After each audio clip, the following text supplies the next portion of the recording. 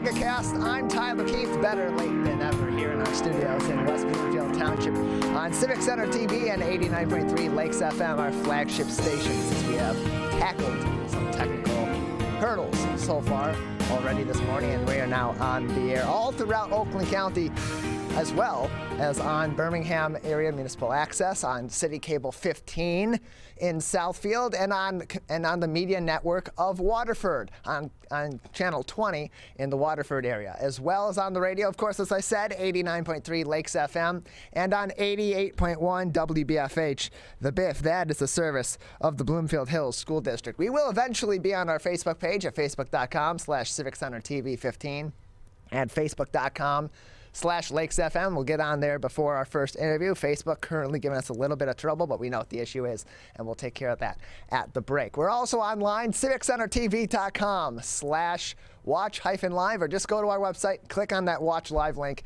at the top of the home page on your mobile phone. That will be in the left margin. I realize I'm pointing to your right now, so now I'm going to point to my right, which is your left margin of the screen, and you'll click on watch live to be able to watch us live during our shows, 10 a.m. to 12 noon, Monday through Friday, as well as all throughout the weekend on the weekend in our replays and our other regular programming as well, such as The Splash, which will premiere a new episode this afternoon on CivicCenterTV.com. And then you can also view us online anytime that we are live, and with some on-demand content as well from many of our interviews at My Michigan TV's website, mymytv.com. That is MYMITV.com.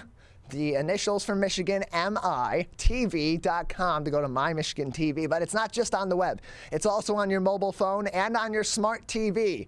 It's on a number of different app stores, such as the iPhone, iOS App Store, the Android App Store, Roku TV, Amazon Fire TV, Samsung Smart TV, Android TV, Apple TV, and hopefully on your TV, MyTV.com is where you can also find us. And then, if you need more information on any of our partnering television and radio stations, you're driving through Bloomfield Hills, what radio station am I going to listen to for Bloomfield Hills information outside of the Megacast? That's 88.1 The Biff. You can find out what they're doing either by going to their website at wbfh.fm or by simply going to our website, CivicCenterTV.com/Megacast, or click on our Megacast link and then select the 88.1 The Biff FM link, which will take you directly to their website, where you can learn more about their regular student programs that run from 3 o'clock in the afternoon until they close for their regular daily operations at 9 p.m., all of their sports coverage, and you can learn more about how you can bring the Biff with you on the move with the Biff radio app. Also learn more about City Cable 15 in Southfield, about the media network of Waterford and their channels out of Waterford on channel 10 and on channel 20, and then you can also learn more about My Michigan TV. Go to their website, see other programming, watch live after us from noon to 1 o'clock when Steve Leto Live is running their daily shows as well. It's a 1-hour talk show similar to ours with a lot of really interesting topics. And Steve, contrary to yours truly, is a very good interviewer. So I suggest that you stay tuned on My after our show to watch Steve Leto Live. And if you can't watch it live, to browse the regular programming and get it on demand by going to our website, CivicCenterTV.com/Megacast, navigating to the My Michigan TV website and finding all that regular programming there. Also, if you miss any of our interviews, any of our shows, and you want to tune in live, and I know you do, you go to our website, CivicCenterTV.com/Megacast. You click on our full episode, watch full episodes link, or our watch full interviews link, and there you will be able to find each and every one of our live shows, each and every one of our interviews, so that if only certain ones of our interviews are of interest to you, you can pick and choose which ones you watch. You don't have to watch the entire live show. Or if you want to watch our entire 2-hour live show each and every day, but you can't tune into us from 10 a.m. until 12 noon, that is also on our website, CivicCenterTV.com/Megacast. And directly to the left or directly above in the left margin on your mobile phone is CivicCenterTV.com/Coronavirus. And there is your number one resource in Oakland County for links to resources about COVID-19 and other important information. It takes you to the Centers for Disease Control and Prevention's website, the State of Michigan's Health and Human Services Department website, as well as the Oakland County Health Division's website, specific to COVID-19 information. Again, can't stress enough, these are sources you want to go to for COVID-19. These are the first steps you want to take before you go looking for scientific studies from universities or from other institutions that may or may not actually have accredited studies. You can find links to ones that actually are through the Centers for Disease Control and Prevention, through the Michigan Health and Human Services Department, through the Oakland County Health Division, as well as find more information about how COVID-19 is affecting your hometown. If you're a resident of the city of Orchard Lake Village, we have a link there to their COVID-19 webpage. Same thing for those of you watching us and listening to us in the city of Birmingham. If you go to civiccentertv.com/coronavirus, click on Birmingham, it takes you directly to their COVID-19 page where you can find more information specific to your hometown and information that's specific to not only the Oakland County area, but all throughout the state of Michigan with our top headlines each and every day before we post before our live shows and we go through and our first segment, of course. And today, big news after big storms last night. Man, there was a lot of lightning as I was leaving the building last night, as Calvin was leaving the building last night around 9 o'clock after our meeting coverage here at Civic Center TV. And man, those downriver, those in the Detroit area getting hit constantly with lightning. Tons of storms throughout the last couple of days and really throughout all the afternoon and evening yesterday. And now 24,000 are in the dark after storms caused power outages for DTE and Consumers Energy customers again. This from our friends over at the Detroit Free Press. Storms knocked out power in Michigan once again last night. Thunder showers along with strong winds knocked out power on Tuesday, leaving tens of thousands of residents in the dark. By Wednesday morning, the count was about 24,000 Michiganders, 20,000 DTE, and 4,000 Consumers Energy customers who had no power, with crews frantically working to reconnect the lines. The outages were scattered across the metro area, including Dearborn Heights, Farmington Hills, the Grosse Pointes, and Detroit's Jefferson-Chalmers area. And a quote from DTE posted on their website, quote, "Restoration estimates will be available as soon as our teams can safely assess damage. Please remember to stay at least 20 feet away from all downed wires and consider them live and dangerous." DTE was also focused Wednesday on announcing that Detroit Thermal, a clean steam energy supplier, had enrolled in its My Green Power program and how that would ultimately offset the carbon dioxide equivalent of greenhouse gas emissions over 1,000 passenger vehicles driven for a year. Michigan residents have grown weary of warnings and outages as officials and regulators investigate power reliability, asking why it's not higher and whether the utilities are doing enough to fix it and to credit customers when it was out. We note earlier on in the summer when we had those power outages, many customers, some were credited with, I believe, $100 in credits if their power outages sustained over a week. And for those that had a few days, they were credited $25. And a really great note from one of our interviews with a frustrated local mayor who's had a lot of contact with DTE and DTE Energy and their officials in partnership with his neighboring municipality in Lathrop Village is Ken Siver, whose interview with us recently is on civiccentertv.com/megacast, who noted those credits. And had a really great point. Those credits, that $25 isn't going to save all the food that was in a family's refrigerator. It's not, that $25 isn't going to pay back the lost wages that may have been a result of not having power back and restored in a timely manner and being able to get back on the job. That $25, that $100, that $125 in credits from these utilities is not going to pay back the money that would have been made by these individuals had they been able to take paid time off if they had it later on when it was most convenient to them instead of out of necessity because they physically could not do their job without power at their home and may or may not have been able to go into the office. More than ever, having reliable power systems in place is necessary and is a huge necessity for people and for families. And so growing frustration with DTE Energy and with Consumers Energy is very much valid. And to the point of Ken Siver, the mayor of Southfield, to the point of many frustrated residents as it regards to DTE Energy and as it regards to Consumers Energy and their responses to these power outages, the communication's been terrible.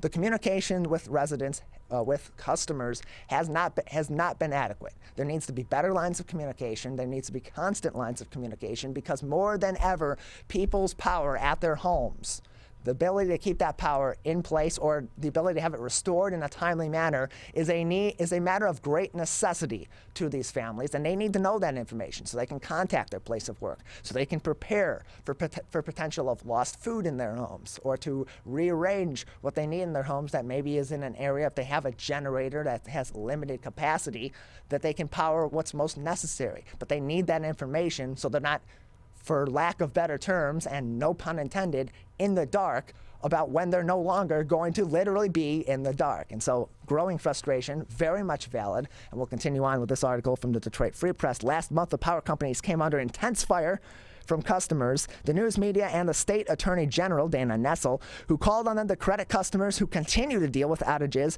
after severe weather. Those downriver.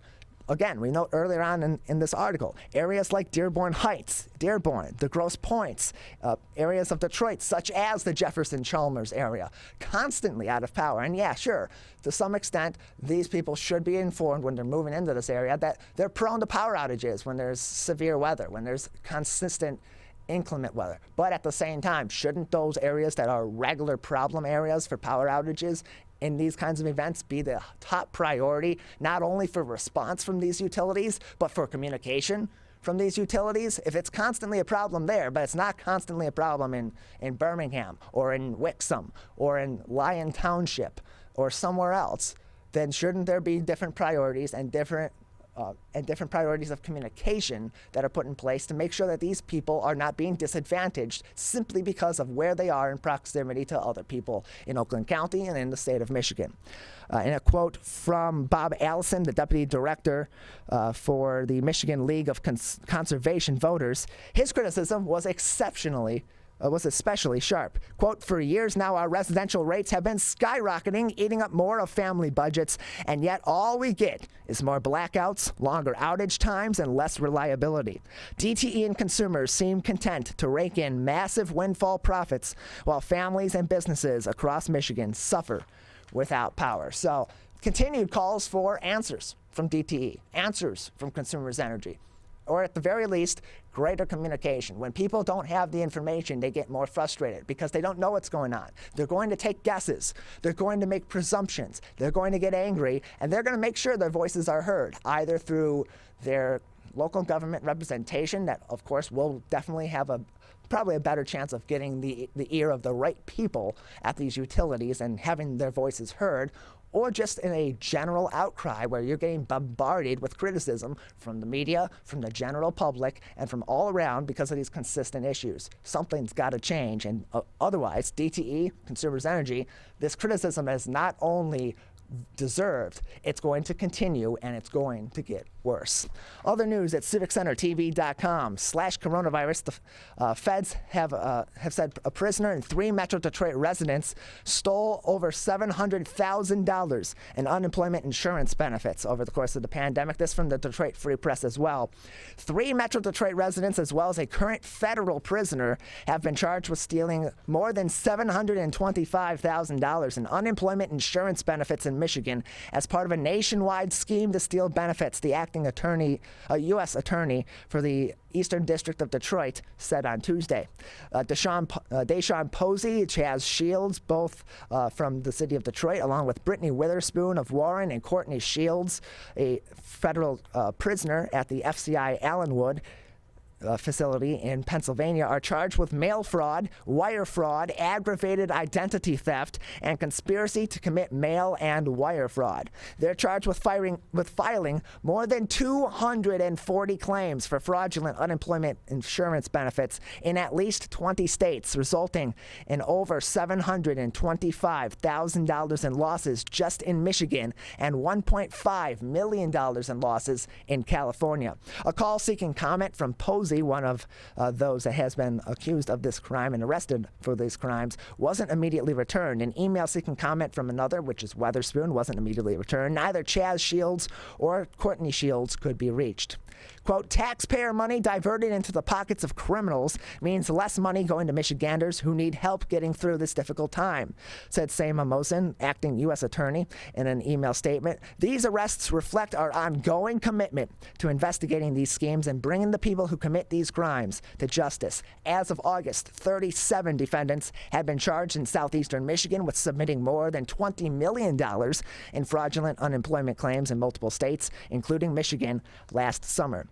At a Michigan House Oversight Committee meeting last week, Eliza Edson Olson, the acting director of the state's Unemployment Insurance Agency, or UIA, said the agency is continuing to work through fraud cases like these, saying, quote, there are many more in the pipeline that are going through the process right now.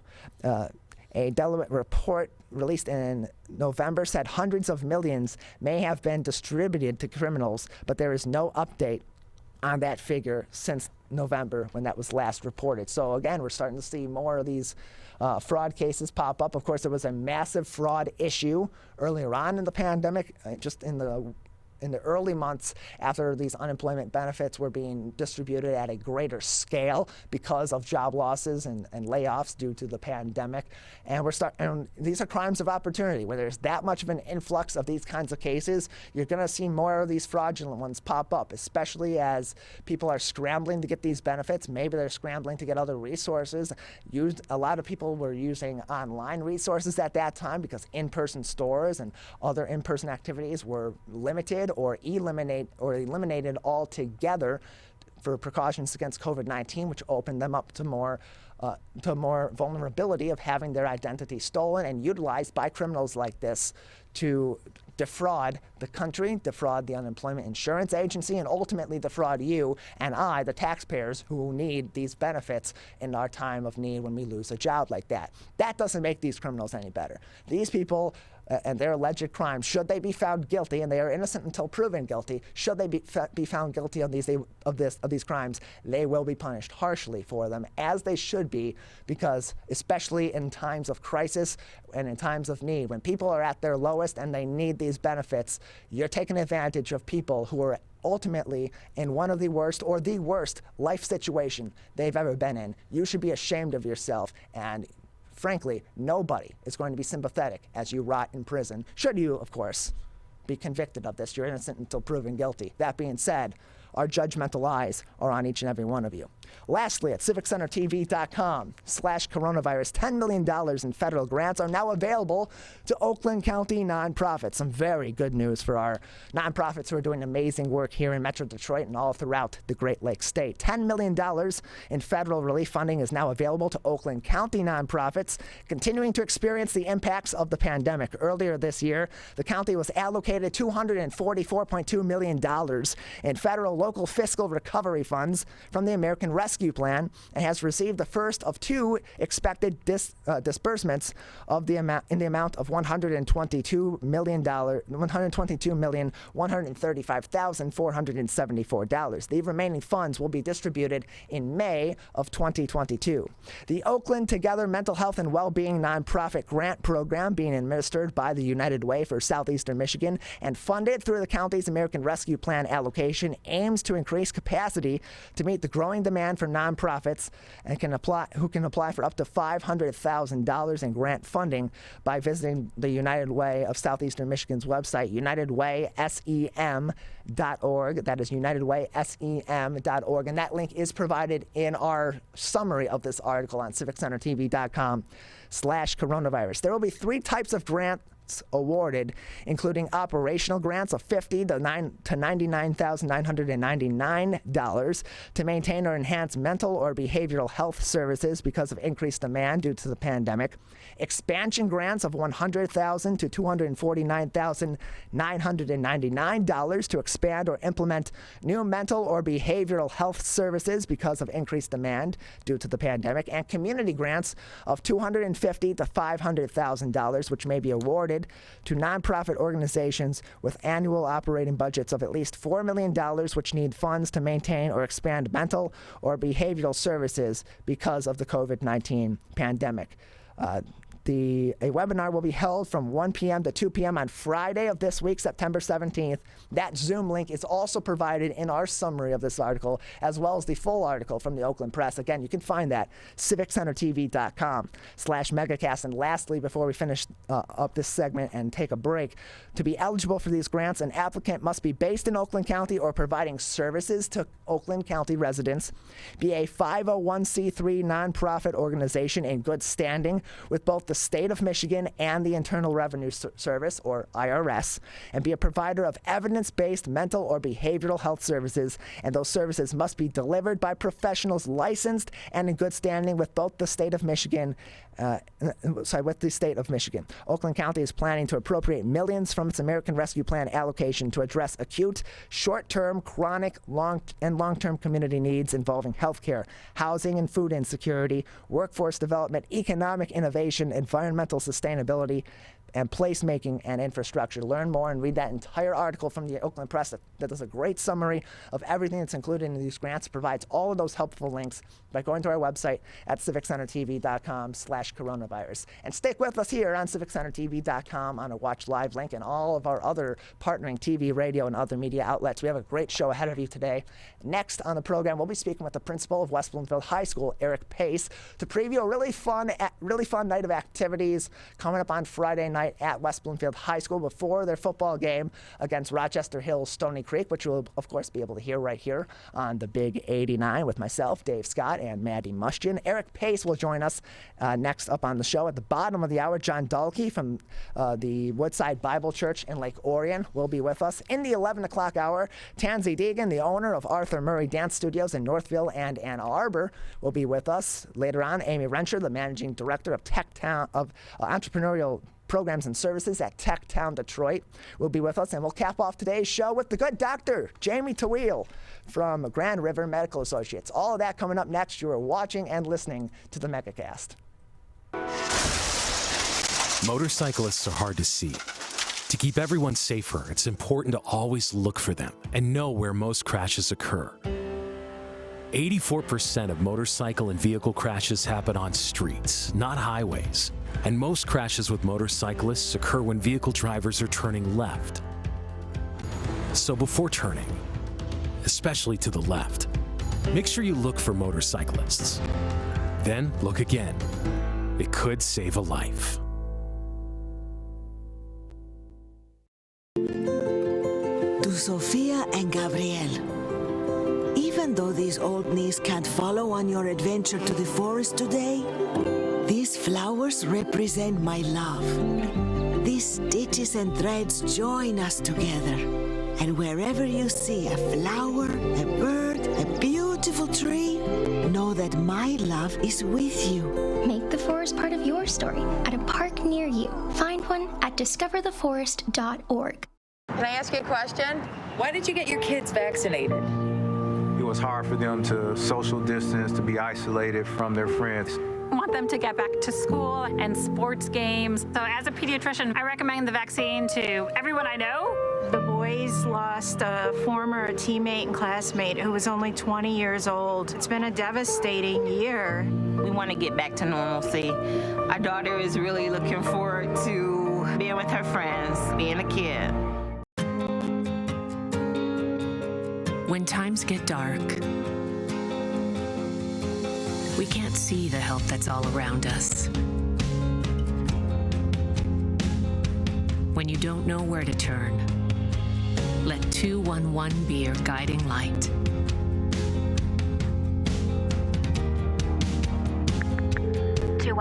How can I help you? Our guides are ready to connect you with the help you need.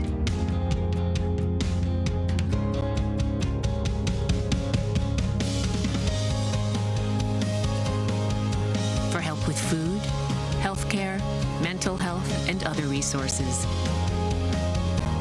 call 211 or visit 211.org. 211. Get connected, get help.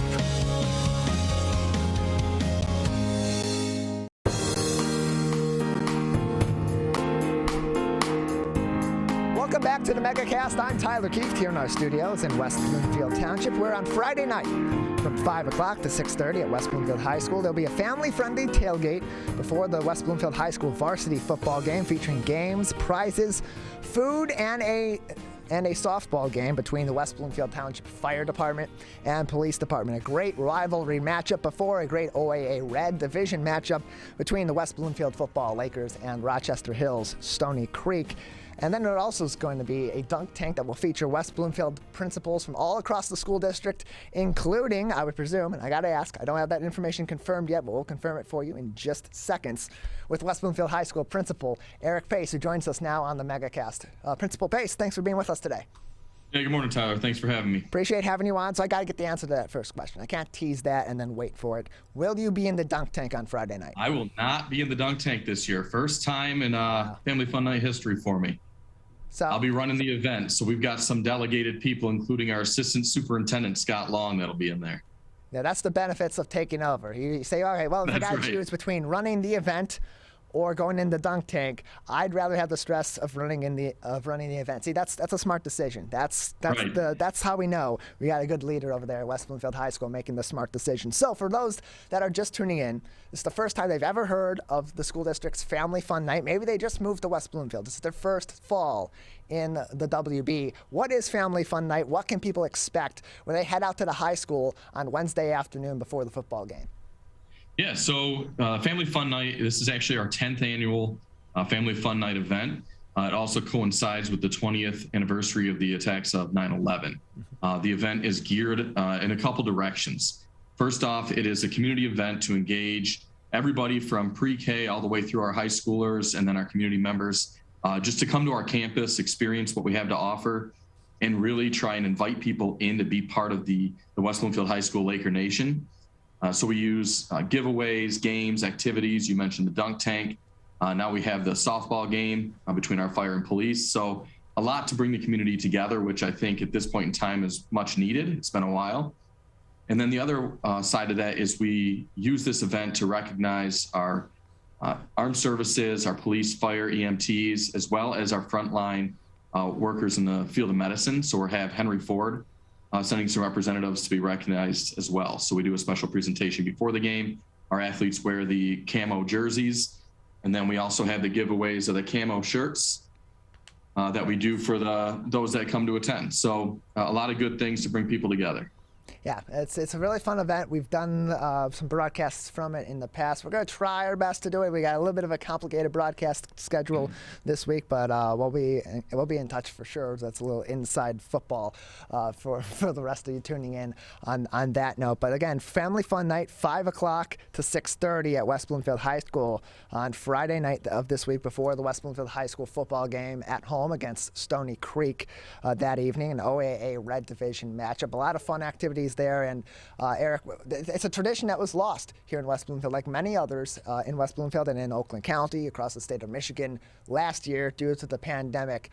But also, it's always been had such a focus on honoring our veterans, on honoring our first responders, and more than ever right now, especially with the news that's been surrounding the exit from Afghanistan on the armed forces front, as well as just the role that our first responders have played over the course of the pandemic, keeping our communities safe, helping people, putting their lives at risk in order to help people that are in greater need because of the constraints of the pandemic, make sure that they are properly cared for and hopefully surviving if they have a bout with COVID-19. How much more does that make this year's event special or important to the community? Yeah, to me personally, this is something that, as I'm entering my 16th year in the district, this is part of how I learned and how I grew in this school district as I worked at the middle school and then here at the high school, and my family gets involved in it. And I just look at that small example, and like you had mentioned, what was lost last year in terms of the pandemic, and then the heightened political state, the exit from Afghanistan, right, and all the hard work that those in medicine have done related to COVID. And the fact that we can have this event and we can bring the community together is a result of all of the work that those people do, right? And so I hope the impact on our families in our district and in our community is the same as it's been on me, where it can kind of rekindle that community spirit and it can bring us back together with our neighbors from close and from far. And then also we can recognize that the reason we're allowed to have an event like that, and we can do so safely in preceding such a great football game, is because of the work of the armed services, our police, fire, EMTs, and those frontline workers. And it's also a great introduction for people that are either new to the West Bloomfield community or have lived here for a while and are really just starting to participate in the community, maybe as a result of the isolation of the pandemic, and it's something that they aim to do on the other side, or as we start transitioning slowly toward the other side of this, which we're nowhere near, but we're still kind of inching toward. It's a great introduction to some of the great work that's being done outside of the high school, outside of the frontline workers here in our community, and introduce them to a number of organizations that are serving our students, but also the general public here in the greater West Bloomfield area. Yeah, so in addition to the games and activities that we discussed, we have representatives from a variety of community organizations and school organizations. So the Greater West Bloomfield Community Coalition, for example, will be there and have some things to give away, and also talk with families about the services that they provide both in the school and in the community. We'll have our Rotary Club and Strive Club. We also have our robotics teams, our theater department, trying to generate some buzz around those things that we do both in and outside of the school that help enrich our community and make it very special. We're joined by Eric Pace. He is the principal of West Bloomfield High School, joining us today to talk about West Bloomfield School District's Family Fun Night coming up this Friday night. It will be at West Bloomfield High School. That event begins at 5 o'clock. Well, the Family Fun Night portion of it begins at 5 o'clock, but there's some extra special programming as well. Beginning at 3:30 on the, I would presume, the all-new baseball field there, just beyond the football field, will be a grudge match between two heated rivals, but also great partners here in the greater West Bloomfield area. The West Bloomfield Fire Department will match up against the West Bloomfield Police Department. Was that brought up? Was that something that the school district brought up as an idea of something else that's special to put out there this year? How did that game come about as part of Family Fun Night in 2021? Yeah, so the idea kind of generated organically in discussions about how to raise community awareness and, again, re-engage with the community, not post-pandemic, but as we start to move forward toward that. And, we really try and make this event something that recognizes both our local and national heroes. And in those conversations, they had discussed both at the fire department and police department wanting to do this game. So it was natural to piece these together, to host it on a brand new renovated baseball field. And we actually talked about using the softball field, and then those in both police and fire thought they'd hit too many home runs. So, we're going to see if they can get it out of the infield on the baseball diamond. Yeah, you give them a challenge. Oh, we're going to hit too many home runs on the softball field. Okay, well, let's see who hits more home runs. Now, I got to ask, because that being the first time that this has gone on, we haven't seen these two departments go up head-to-head against each other in this game. Who do you got on Friday night? You got the fire department or you got the police department? It's a real tough one for me. We obviously work closely with both. And I got to say, if you're asking me today, I'd put my money on the police department, but just barely. Yeah, I inadvertently predicted the police department on Friday night. Coach Grice was asked this by Maddie Mustian. He said police department. They came back to me in the booth to ask for my opinion. I kind of stumbled, and then I had a slip and said police. I meant to say the fire department. I've seen the fire department play basketball before, and I don't want to alienate any of our good friends over watching us on the media network of Waterford there at the Waterford Police Department. But I've seen the West Bloomfield Fire Department, my apologies, go up against the Waterford Fire Department before. They got some athletes there, so it's a different game. It is a game that's got a little bit more strength involved in the hitting aspect, at least, in the throwing aspects of it, but that endurance also plays a role. I'm going to go with our friends over at the West Bloomfield Fire Department and have the police looking over at me with a judgmental eye, which is something you never want to have. But hey, you know what? They call us the bad boys of community radio over here, so I got to go with it. Go ahead. Yeah, please, you had something to say? I was going to say, my inside edge here is that I believe there's a couple former baseball, softball players buried in that police department that are going to be their ringers. So that's my inside info. Yeah, that Kurt Lawson's sneaky. He always right. has a rabbit up his hat that he's willing to throw out there in some friendly competition. I already have heard some trash talk between the departments. Chief Flynn Absolutely. last week Friday at the Greater West Bloomfield Historical Society's grand reopening of their museum had some choice words for Officer James Pettinato, their community relations officer there at the police department. So they're ready, and it's going to be a fun game. That's at 3:30. Family fun night. The rest of the activities are at 5 o'clock. It's going to feature a number of different exhibitions, demonstrations. There'll be a magician, rock climbing wall, and more. All of that is at West Bloomfield High School. And Principal Pace where can people find more information about Family Fun Night, and if they want to participate, maybe learn more about what they'll see there, and maybe pick and choose what they want to do most so they can plan out their Friday evening before a really great football game that, of course, will be broadcast right here on Lakes FM if you can't attend. Yeah, so the district's social media, the West Bloomfield School District, Facebook and Twitter would be your primary source for that, and also our webpage where we have a Family Fun Night updates that are updated regularly on the WBSD.org webpage. We're joined by Eric Pace, the principal of West Bloomfield High School, with us today on the Megacast. In just a few more minutes with you, Principal, before we'll say goodbye today. We're now in the thick of the school year. Kids are back in school for regular weeks of school beginning next week after, of course, the Jewish holidays wrapping up this week. So far, how has the school year been going? It's a different school year in many different aspects from last year and from the year before that. It's still very much impacted by COVID-19. So what's the status of our students, our staff, and our faculty at West Bloomfield High School at this point early on in the school year? It's fantastic. Honestly, it's amazing to see the kids back here. It's been so long, it feels like, but it also feels like we never changed. Like everybody kind of falls right back into the routines of what it means to be in school. So we've got staff and students that are dedicated to learning, I think have a renewed appreciation of school and what it means to be a school community. It's lunch right now. I can see it outside my door. There's kids in the courtyard having lunch.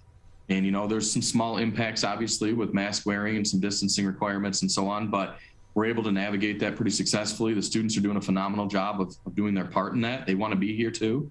And, it's just great to be Laker Nation again, to feel that culture and that energy in the building that we haven't had in a long time. Yeah, there's been so much discussion, particularly in the mask or no mask debate about the need for students to have some of that regularity back in their life, be back in person learning and having that those interactions with their peers and with the staff and with the faculty, with their teachers and administrators, because that's a big part of the school experience and it's a big part of your development in your late teens and in your emerging adulthood and even though it's different, they're wearing masks, they're still distancing, there's still COVID measures that are in place.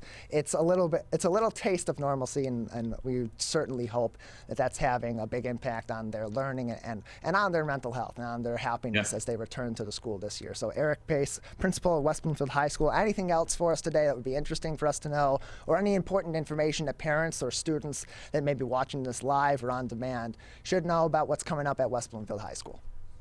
Yeah, so we've got a lot planned. Well, we hope to be able to, and right now we're planning to offer all of our shows to open to the community. So our choir, band, and orchestra shows coming up in October. We also have our fall play, which will be Radium Girls, is being cast here shortly. So a lot both in the athletic world that we've talked about today, but also in our fine performing arts. And we hope to be able to continue those offerings to our community. And then I really hope I see people out there on Friday. I'll be out there in the parking lot, mingling with everybody. And if you find me, tell me you saw me here on the Megacast, I got a special giveaway for you that we'll take care of right there. Oh, now you got to go. If you weren't planning before, now you've got to go. And if you're wondering where it is, if you just tuned in and just saw that prompt or heard that prompt from Principal Eric Pace of West Bloomfield High School, that event is Family Fun Night, the 10th annual Family Fun Night, Friday, September 17th at West Bloomfield High School. The Family Fun Night festivities begin at 5 o'clock, but there's a special event before that. 3:30 p.m., the West Bloomfield Fire Department matches up against the West Bloomfield Police on the baseball field in a softball game before the Family Fun Night activities, and then, of course, the football game at 7 o'clock. Principal Pace, thanks for being with us today. Anytime. Thank you. Appreciate having you on. We'll have some coverage of Family Fun Night on Civic Center TV coming up on the next several days and into next week. And we'll have, of course, the football game that comes after Family Fun Night on Friday evening at 7 o'clock. Our coverage will begin about 6:30 with our pregame show right here on 89.3 Lakes FM and lakesfm.com. We're going to take a quick break. On the other side, we'll transition from our local schools to our local community organizations, as one local organization is working harder than ever to help provide food to those most in need of it during the pandemic. John Delkey, the Community Outreach and Next Steps Director at Woodside Bible Church in Lake Orion, will join us next to talk about their new food pantry in partnership with Canterbury Village. That is coming up next. You're watching and listening to the Megacast. People are getting out to walk and bike in higher numbers. More vulnerable road users and higher speed traffic can be a dangerous combination. Crash severity has increased, so if you're driving, be sure to slow down and look for people. There's no need to speed. If you're biking, ride with traffic. If you're walking, avoid stepping into the road if possible. If you have to walk in the street, walk facing traffic. Learn more at walkbikedrivesafe.org.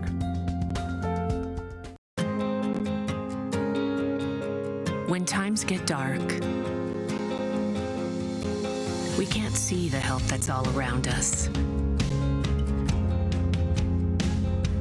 When you don't know where to turn, let 211 be your guiding light.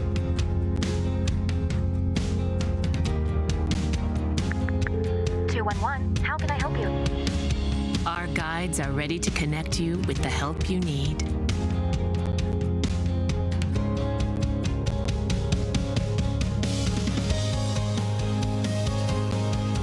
For help with food, healthcare, mental health, and other resources,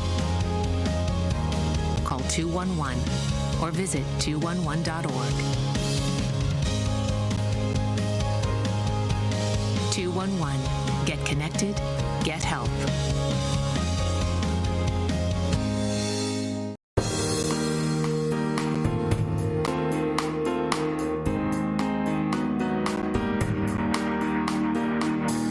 John Dalkey, he is the Community Outreach and Next Steps Director at Woodside Bible Church in Lake Orion, joining us today on the Megacast. John, thanks for being with us.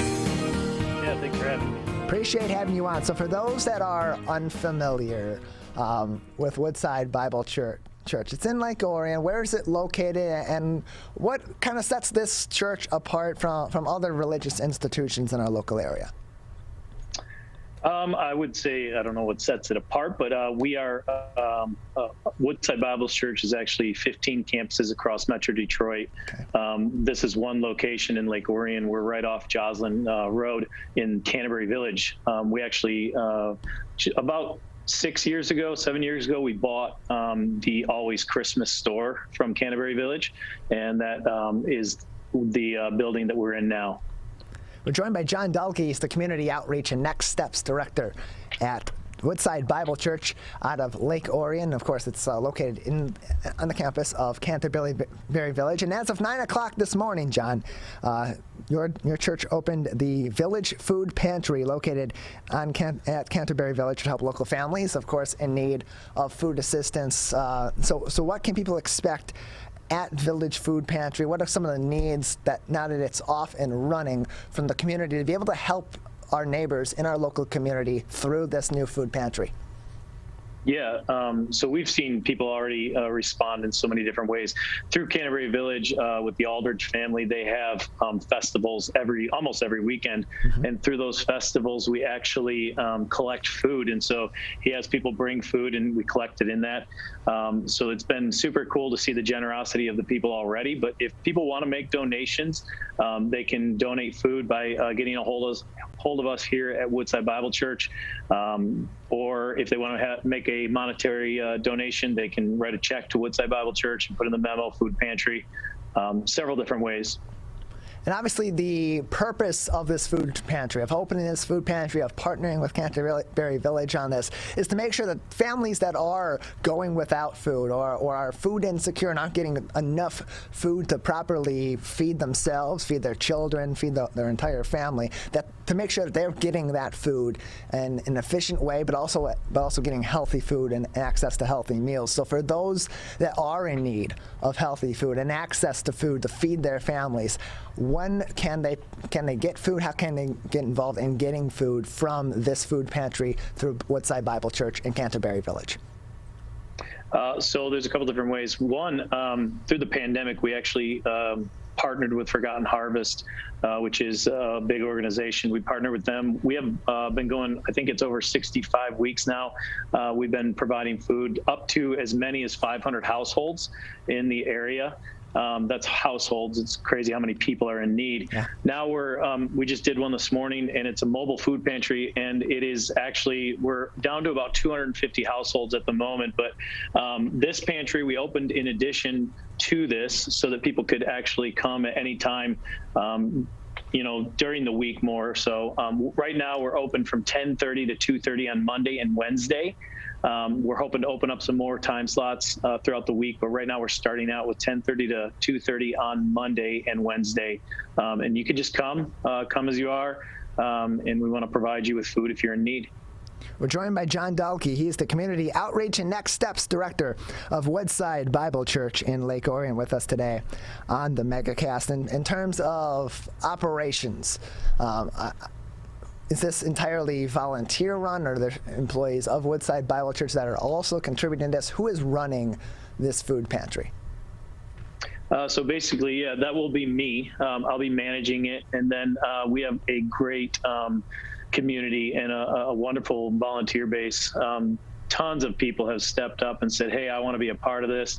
I want to volunteer. And so it will be run by volunteers mainly in time slots of 2 hours. We might narrow that down to an hour. I don't know yet. We're just going to kick this off and see how it goes. John, as you mentioned, you had that partnership earlier on in the pandemic with Forgotten Harvest, and we've seen over the course of the last year and a half plus that we've been dealing with COVID-19 and the effects of that economically and throughout our community and in the greater community as well. But beyond that partnership with Forgotten Harvest, what else kind of sparked not only the need for, hey, our Woodside Bible Church has to do something to help these people in this community. We want to do something to help people that are food insecure as a result of the pandemic or other circumstances as well. When did it go from that to a situation of we want to open a food pantry to be direct helpers in our community to get people in Lake Orion and the local area the food that they desperately need? Yeah, so obviously we're a church. Our main goal is to help people and love people. And so what we wanted to do is we want to meet the needs of people. And so someone else who is very passionate about this is Keith and Angie Aldridge, who own Canterbury Village. And Keith and I were talking one day, and we were like, man, wouldn't it be cool to open our own food pantry? And so we put our minds together and we partnered with Canterbury. So it's not all Woodside, it's Canterbury Village too. We're in a partnership with them, and they are very passionate about the food and feeding people. And I remember Keith telling me, he's like, there's no way that anyone should be hungry in our township, in our area. And so he's super passionate about it and super generous through this. But we are partnering with them, and it was an idea that we thought we could do. And so over the last few months, we've found a place for it in the building. We've remodeled that. We've had tons of volunteers come and help with that process, and it's been cool to see the response. And so it started out a thought and began to just form over time, and now we have a full-blown food pantry. We're joined by John Dahlke. He's the Community Outreach and Next Steps Director at Woodside Bible Church with us on the Oakland County Megacast. And John, in terms of the items that are being looked for to be donated, to be brought in, what exactly is the Village Food Pantry looking for? What are the immediate needs right now as you're kicking this off today, as you had your grand opening? What do you need to bring in to best serve those who you're providing food to in our community? Yeah, I think some of the needs that we need now, we have a ton of canned food. And so I don't know necessarily that we need canned food. Right now we're looking at like packaged food. If people wanted to donate stuff, it would be like cereal, boxes of granola bars, oatmeal, stuff like that that's packaged, not necessarily canned goods. We have tons of canned goods.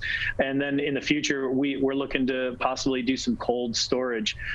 So we're looking to get some refrigeration and some freezers.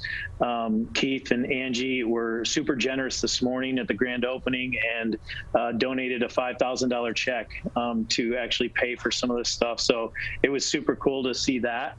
We really appreciate that and them. And yeah, it would be a lot of that type of stuff right now that would mainly be needed. How important in this entire process, or how vital in this entire process, was it to have that partnership with Canterbury Village? Not only in that you have the location on their campus, not only for your church, but also for this food pantry, but also for the promotional aspects, for that community outreach aspect, as the more eyes you get on a situation like this, the more people you can reach and get the information about just what is the food insecurity situation in our community. And that inspires people to then donate and then volunteer. So how important overall for Woodside Bible Church informing the Village Food Pantry was it to have that partnership with Canterbury Village? I think it's super important because as a church, we want to be in the community. We don't want to be just a church that's looked at as we're separate. We want to be a part of the community. We want to help the community. And so to have partnerships like Canterbury Village, we're a part of their village. There's many stores here, and we're a part of this village, and we want to be a part of that village. Not only that, we have a good relationship with the township and all the officials there. And so, it's something that we want to be out in our community. And so it's important for us as a church to build relationships with those people in our community, and so that we find the needs and we can see the needs firsthand. And sometimes we as a church don't see that, but we want to be a church that people, when they do have needs, whether it's they're going through a rough time, they need prayer or they need food or whatever it may be, we want to be the church that is there for them. And so it's really important to have those partnerships, I think. We're joined by John Dulke. He is the Community Outreach and Next Steps Director of Woodside Bible Church, with us today on the Megacast. And in terms of volunteers, are you looking for them right now? And what capacity do you need more community involvement beyond just the donations in order to not only start off the Village Food Pantry strong, but also to maintain it in the strong nature and continue to be able to best serve the people in the community that you're serving through this effort? Yeah, volunteers are important. I couldn't do this without volunteers and people willing to step up and serve people. And so, like I said earlier, we've seen a good response from people, and a lot of people want to get involved. If people still want to get involved, they can go to woodsidebible.org and go to our Lake Orion campus, and they can find it there. And it'll actually go right to my email. They can email me. I'll get them the sign-up genius that we have for that, and they can sign up to serve. And as we see those time slots fill up, we may open another day, evenings, stuff like that. We'd love to have it available all week for people. And what are the Village Pantry's hours, both for volunteer opportunities, but also, more importantly, even for those that do need to come and pick up food to feed themselves and feed their families? Yeah, so right now we're starting out really small, just trying to get it open. And it's going to be Monday, Wednesdays from 10:30 a.m. to 2:30 p.m. For volunteers and for people that want to pick up food. We need 2 people that just kind of man the store, or whatever you want to call it, the food pantry. And then, we have still, I think there are still 10 pallets of food, canned goods and such down there that need to be sorted through and put on shelves and checked expiration dates, all that stuff. So, there's a lot of opportunity there. We're joined by John Delkey. He is the Community Outreach and Next Steps Director of Woodside Bible Church in Lake Orion, joining us today to talk about the Village Food Pantry, which as of 9 a.m. today is open. It will have its hours, distributions Mondays and Wednesdays from 10:30 a.m. to 2:30 p.m. Anybody in need is welcome to walk in anytime on those distribution days for assistance. And for more information, you can you can visit woodsidebible.org and learn more. So John, as we open the food pantry today, what's the response been like from the community, and as you've begun this effort, as Woodside Bible Church and Canterbury Village have begun this effort, does it seem like there's enthusiasm from the community to really get behind this effort from the onset and help a lot of people in our local area who, even though we're a year and a half into this and there have been ebbs and flows in terms of the impact of COVID-19 on our communities, that there's still a lot of people that are feeling these severe impacts of the pandemic in their everyday lives? Yeah, we had a great response this morning. We had the township out there, several different officials and other people out there. There was people that were there for Forgotten Harvest because that was open at 9 a.m. also this morning, the line. And so we provided breakfast, Yates Donuts. Who doesn't love Yates Donuts? But we had Yates Donuts out there for all the people that were lined up in their cars to pick up food, and so that they would see that the Village Pantry is open.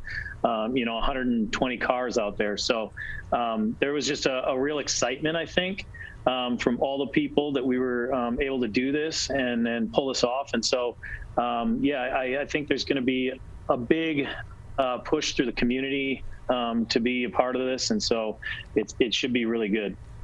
We're joined by John Delkey. He's the Community Outreach and Next Steps Director of Woodside Bible Church in Lake Orion. John, just a few more minutes with you before we'll say goodbye today. Is there anything else that you believe would be important for our audience to know about the Village Food Pantry, or anything else interesting that's going on or coming up soon through Woodside Bible Church?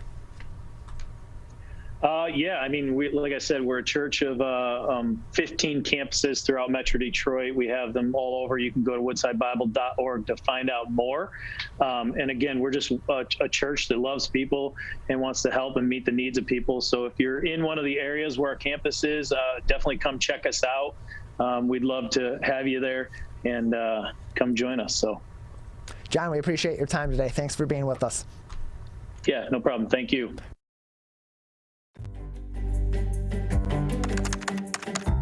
Parents do a lot of worrying. Get your kids caught up on childhood vaccines to protect them from these 14 preventable diseases, and you'll have 14 fewer things to worry about. Vaccines are safe and effective and save lives. So let's get caught up on vaccines and worry about something else. Get the facts at ivaccinate.org. One of the things you can look for in your friends is a change in behavior. These can be big changes, they can be small changes in mood, physical appearance. They may be sleeping less or sleeping more, drinking more, or their eating patterns may be different. One big change that can be pretty obvious is change in motivation. Do they no longer want to play basketball? Do they no longer want to play video games? Now that we're spending more time online and in virtual settings, it's really important to pay attention to the language that your friend is using and the words they're using to communicate. So when we text our friends, are they taking longer amounts of time to respond? Are they not responding at all? You don't have to be an expert to try to recognize these signs. The second that you feel it in your gut and that you're concerned, that's the second to have the conversation and open the door to what might be going on. Whatever gets you talking. Today, it is easier than ever to join Michigan's Organ Donor Registry and help build a bridge of hope for organ, tissue, and eye donation. Just one person can potentially save or help improve the lives of up to 75 people. By joining, your legacy could be the gift of life. Sign up today at michigan.gov/SOS or at any of the more than 145 Secretary of State self-service stations located across Michigan. Be part of Michigan's Bridge of Hope by adding your name to the Organ Donor Registry.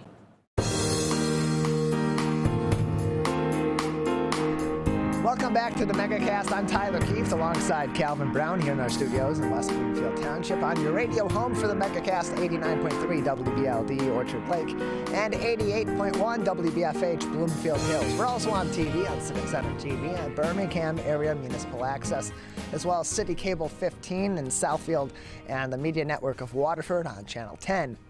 In the city of Waterford. Learn more about all of our partnering TV and radio stations on civiccentertv.com/megacast. You could also watch us online on civiccentertv.com by clicking on our Watch Live link, as well as on My Michigan TV at their website, mymytv.com. Click on our link that goes to My Michigan TV at civiccentertv.com/megacast to learn more about My Michigan TV and all of their great programming, as they are live 24 hours a day, 7 days a week. We're joined now by Tansey Degen. She is the owner of Arthur Murray Dance Studios in Northville and Ann Arbor, joining us now on the Megacast. Tansey, thank you for being with us today.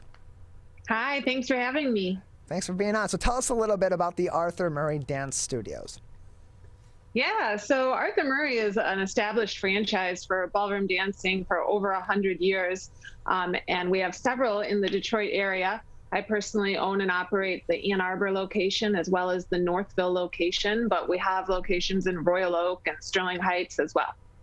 We're joined by Tansey Degen. She is the owner of Arthur Murray Dance Studio in Northville and Ann Arbor, with us today on the Megacast. And Tansey, for this dance studio, is this something that has programs for a little bit of everyone? Is it for people that are more of a novice dancer, some that are just social dancers and just want to get out and have some activity? Or is this a formal dance studio where they're teaching either semi-professional, professional, or those that are aspiring to do dance competitively? Is there a mixture there? It's a total mixture. We have everything.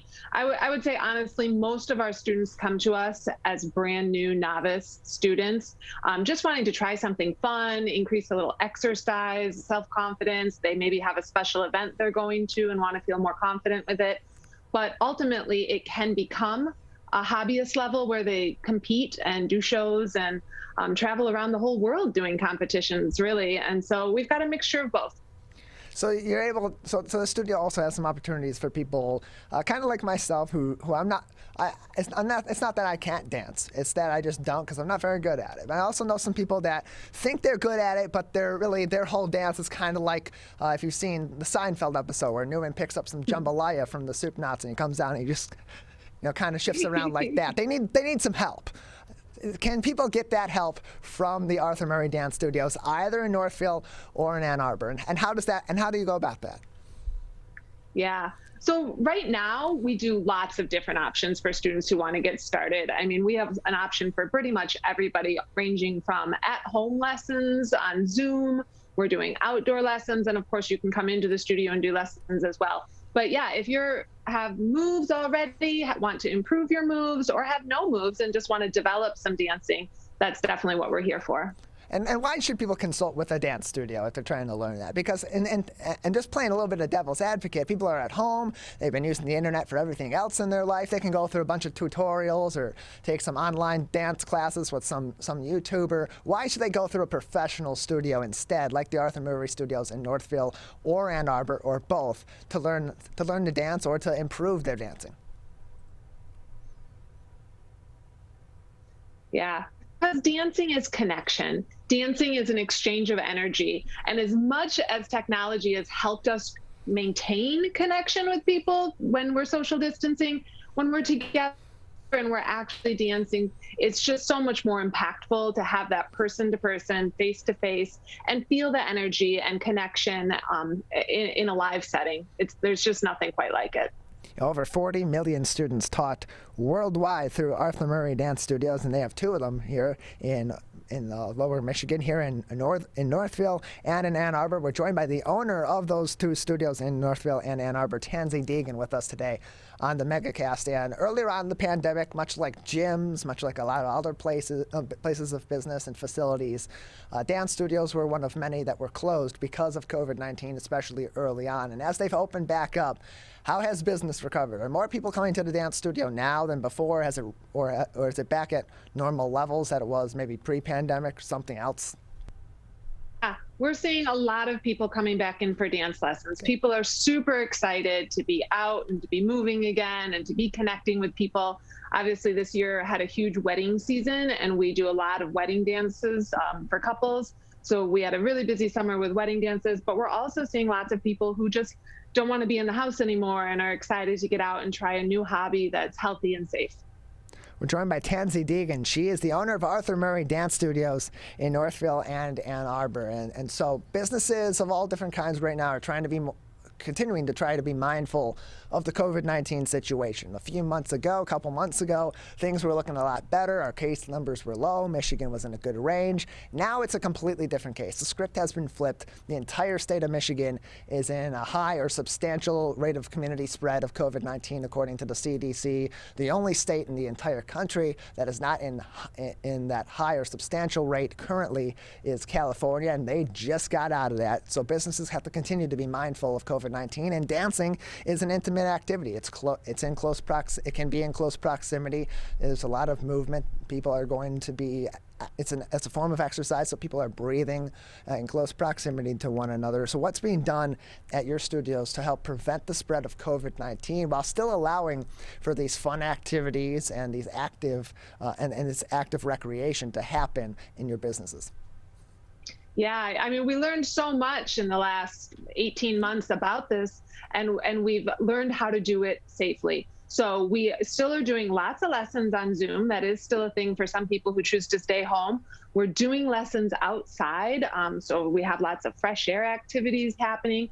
And then it's really nice inside because we kind of do all of our programming around private lessons. So we can control how many people are in the studio at one time. So it's typically a couple working with an instructor or a single person working with an instructor. And so we're able to kind of monitor how many people are in the studio and keep those numbers really low and really safe. We are so blessed to say that we have not had one single outbreak in our studio through the entire time of the pandemic, and we aim to keep it that way. Yeah, it's good to hear. We're joined by Tansey Degen. She's the owner of the Arthur Murray Dance Studios in Northville and in Ann Arbor, joining us on the Megacast today. And Tansey, for those that may be interested or those that may be on the fence about learning to dance, about going to a dance class either with a friend, with a family member, with a significant other, or going alone, why now? Why is right now a good time for people to go to one of these classes, to start learning how to dance, to get back into dancing? Why is now the perfect time? Why not now? I mean, I've been doing this for 20 years, and there's not a single time I tell somebody what I do for my career that they're not like, oh, I've always wanted to do that. And if you've always wanted to do it, what's holding you back? Get out there and do it. Take the leap. It's bringing joy into your life. It's spreading joy into the world. Learn to dance.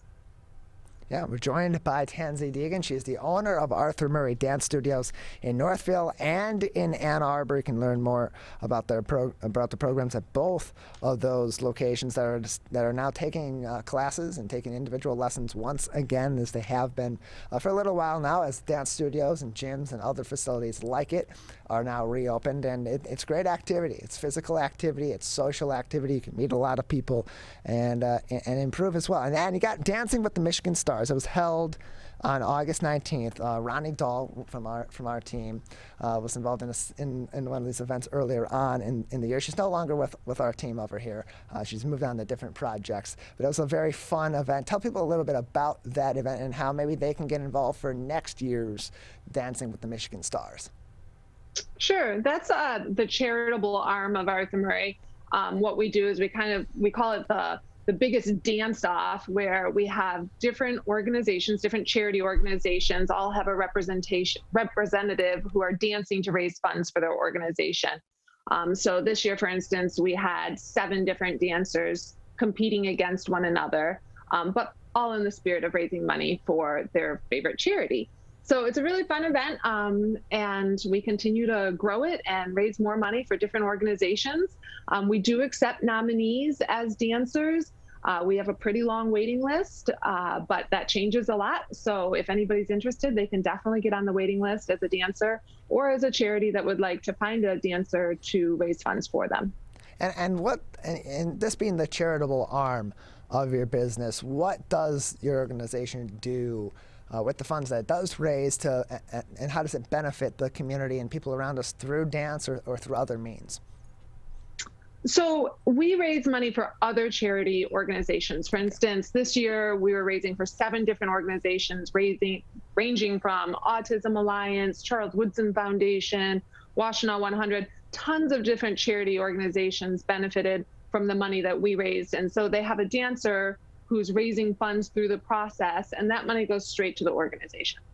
We're joined by Tansey Degen. She is the owner of Arthur Murray Dance Studios in both Northville and in Ann Arbor. They are currently open at both locations for private dance lessons and private couple and in-person classes, as well as other more open classes as well. And with everything that you mentioned earlier on, that their business, and like many other businesses, has learned a lot over the course of the pandemic, has taken on new ventures, has taken on new activities to help keep the business alive when it was closed, as it was reopening, now that it's been reopened. What are some of those lessons that were learned over the course of the pandemic that maybe are turning into things that are going to continue to be part of your business model going forward as we come out of the pandemic slowly but surely, and then in the eventual post-pandemic world? Yeah, I mean, I think if there was one of those fun mock elections of people least likely to embrace technology, I would be the winner for that. I've always resisted technology. And so clearly for me, the biggest transition was embracing Zooms, embracing this way of communicating, and being able to still stay in touch with our students and the staff, and really keeping our community that we've created within 4 walls, even expanding that to their homes. So for me, it would be that lesson was huge. And just in general, you know, anything worth doing is worth doing well. And so it's just really putting our best foot forward at all times and saying, how can we be flexible in this moment? How can we adjust to make this still work? We're joined by Tansey Degen. She is the owner of Arthur Murray Dance Studios with locations in Northville, their locations, however, in Northville and in Ann Arbor. Joining us today on the Megacast. And Tansey, a few more minutes with you today. So before we go, if people are interested in taking some of these classes, a virtual or an in-person class, private classes, or more open classes that they can learn to dance or get back into dance or improve their dancing, how can they get in contact with the Arthur Murray Studios and sign up for these classes or ask questions and get more information? Yeah, like I said, my resistance toward technology, my go-to would be call us. We'd love to talk to you. The phones are open. We're here from 1 until 10 p.m., Monday through Friday. There's also, of course, we've got great websites and Facebook pages and Instagrams and all of those things where you can find us and reach out that way and we'll respond. But the best way to really get all the information you need in one good go is to call us and have a conversation, stop by the studio, and see what we have to offer.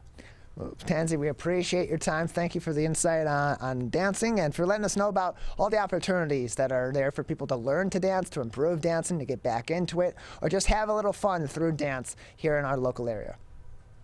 Definitely. Thanks for having me. Appreciate it. Tansey Degen, owner of Arthur Murray Dance Studios in both Northville and Ann Arbor, with classes now open both virtual and in person, in private groups and as well in open groups as well. It's a great opportunity to get back out there, get a little exercise, get a little social activity, but doing it in a safe way with a company that's, as Tansey has given plenty of examples for, really taken and embraced the changes over the course of the pandemic, but also continues to embrace the precautions that are necessary in order to keep our community safe so we can keep having this kind of fun and not go back to having to take extra precautions to prevent the spread of COVID-19. We're going to take a quick break. When we come back on the other side, we'll go from the Northville and Ann Arbor areas downtown and be joined by Amy Rencher. She is the Managing Director of Entrepreneurial Programs and Services for Tech Town Detroit. She will join us next to talk about how she and her business are helping to bolster other entrepreneurs in our communities and small businesses as they attempt to grow and survive during this COVID-19 pandemic. That's coming up next. You're watching and listening to the Megacast. How does marijuana affect the teen brain? Our brains are still developing into our 20s. With regular use, marijuana can affect teen brain development. It can affect our brain's circuitry and blood flow and impair thinking, learning, and memory function. which could hold us back from reaching our potential. Don't let marijuana mess with your brain. Get the facts at michigan.gov/drug-free. I couldn't breathe at all. There was lots of talk about putting me on a ventilator. I thought I was gonna die. I was 39 weeks pregnant and had a scheduled C-section. During that time, I got COVID and was hospitalized for a month. I had a blood clot in my lungs. It caused me to go into right-sided heart failure. I was really scared. I kept texting my husband and my mom, telling them how scared I was, and I was worried that he was gonna grow up without a mom. And then I was worried if, when I did get home, that he wouldn't know who I was. You know, being 27 and a mom and a wife and having that all almost taken away from me. It's scary, and if a vaccine can prevent that from happening, why not? Get your vaccine. I don't want this to happen to anybody else. A message from the staff of Michigan's Crime Victim Compensation Program. Anyone can be a victim of crime And suffer lasting trauma, physically, emotionally, and financially. But you are not alone. If you're struggling financially due to a crime, We're here for you. Find out if you qualify for crime victim compensation. Call 877-251-7373 or visit michigan.gov/crime victim. A message from the Michigan Department of Health and Human Services, Division of Victim Services. You see certain things get reincarnated in your children. My daughter is very much inspired by my wife's artistic pursuits. So my daughter started making necklaces. She makes what we call affirmation fashion. I tell her every day that your black is beautiful. Your black is beautiful. Your black is beautiful. And if there's anything better than being beautiful, it's being smart. And if there's anything better than being smart, it's being kind. And reaffirming that every day is our method of making sure her chin never drops. My dad wasn't around, and I remember riding a bike and falling off and cutting myself, and me never just wanted to get back on it. People ask, how your children learn how to ride a bike, and you didn't. I didn't teach them. I just created an environment where they taught themselves, and all I had to do was be there.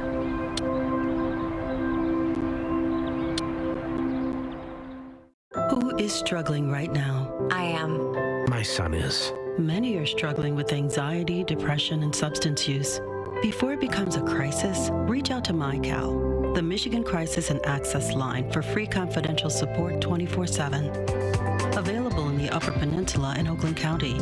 Just call or text 1-844-44-MyCal or chat online at michigan.gov/MyCal. A message from the Michigan Department of Health and Human Services. I couldn't breathe at all. There was lots of talk about putting me on a ventilator. I thought I was gonna die. I was 39 weeks pregnant and had a scheduled C-section. During that time, I got COVID and was hospitalized for a month. I had a blood clot in my lungs. It caused me to go into right-sided heart failure.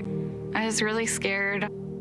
I kept texting my husband and my mom, telling them how scared I was, and I was worried that he was gonna grow up without a mom. And then I was worried if, when I did get home, that he wouldn't know who I was. You know, being 27 and a mom and a wife and having that all almost taken away from me.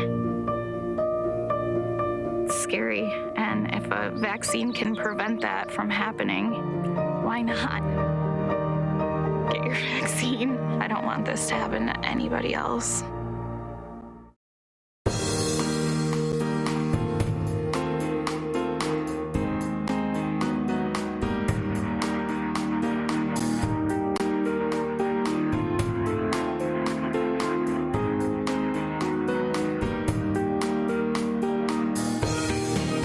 The pandemic, of course, many businesses have been affected by COVID-19 and all of its varying effects on our communities, not only in southeastern Michigan and across the state, but all throughout the U.S. And that includes our entrepreneurs. But one organization is still out there doing their part to help entrepreneurs get their businesses off the ground running and off to a successful start early. And that organization that we're speaking to today is TechTown Detroit. We're pleased to be joined by their Managing Director of Entrepreneurial Programs and Services, Amy Rincher, with us now on the Megacast. Amy, thanks for being with us. Thank you. Good morning. Appreciate having you on. So for those that are unfamiliar, tell us a little bit about TechTown Detroit and what your organization does. Yeah, so TechTown is a nonprofit business service organization. We own and operate a 135,000 square foot co-working conference and event center in Detroit's New Center neighborhood, and support early to growth stage tech and small business entrepreneurs in Detroit and the Southeast Michigan region. Over the course of the pandemic, has your organization, being that it works so close with these entrepreneurs and these small businesses, have you seen a boom in entrepreneurship over the course of the pandemic as people have had more time to kind of put their ideas into action and maybe have had to do it in some cases out of necessity due to a rash of job losses?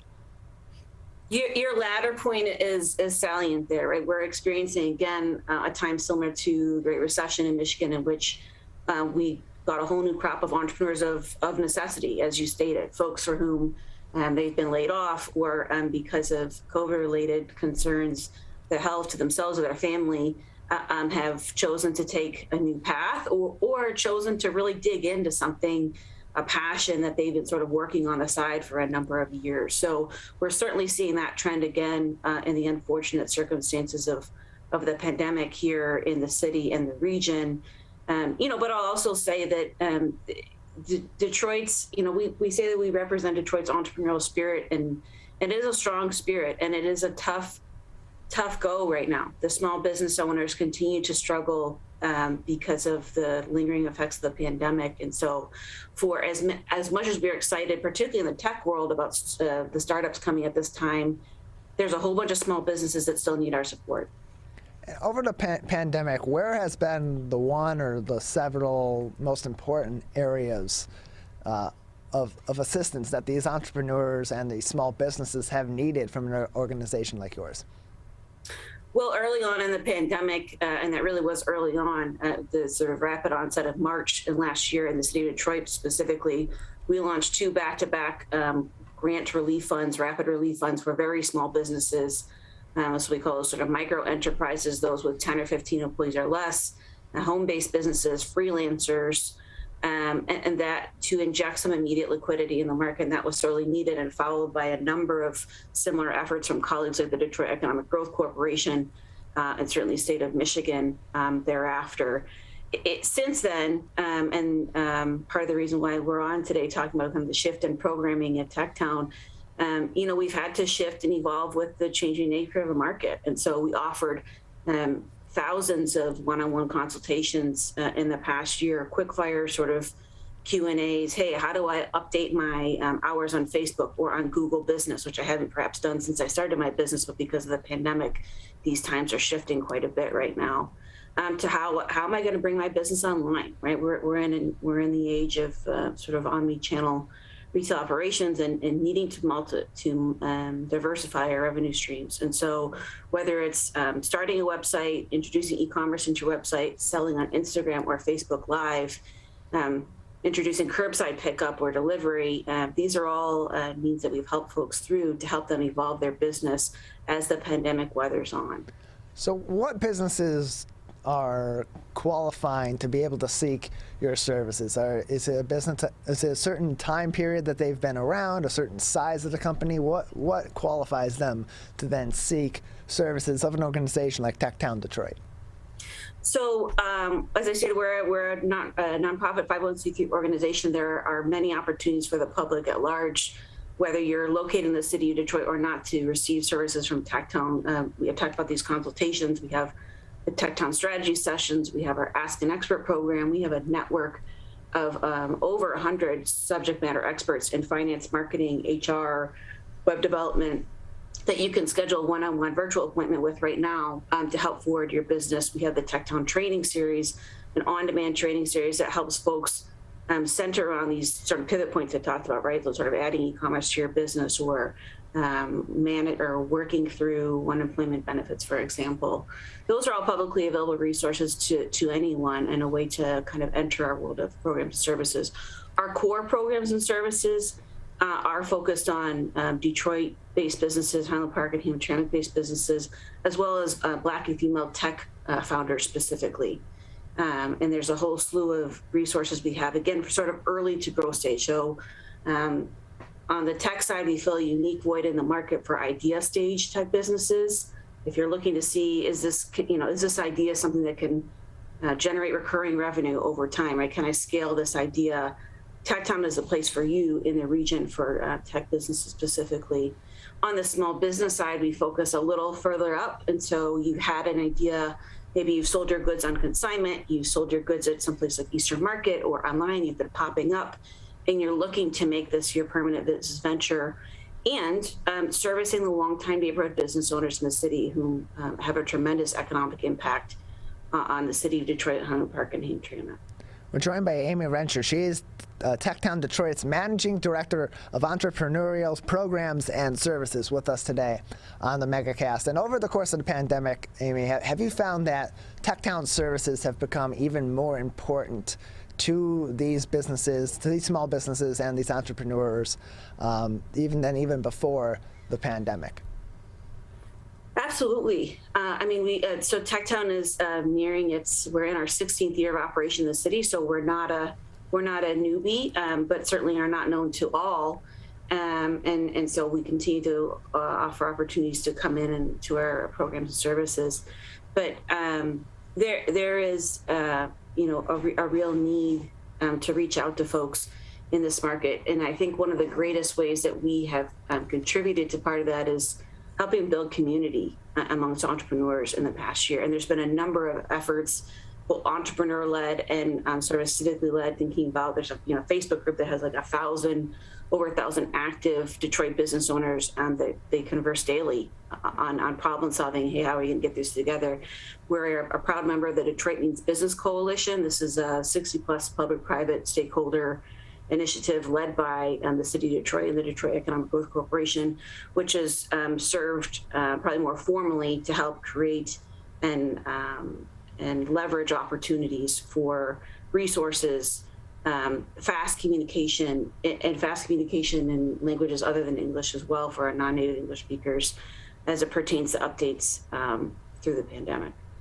We're joined by Amy Renscher. She is Techtown Detroit's Managing Director of Entrepreneurial Services and Programs today with us on the Megacast. And you mentioned connecting some businesses to other businesses for assistance, for some advice, for teaming up on certain initiatives. How much more important now have businesses learned that collaboration is in the business community, especially for small businesses where so much of their momentum can be supported through other small businesses in a relationship that really can, in many cases, become symbiotic?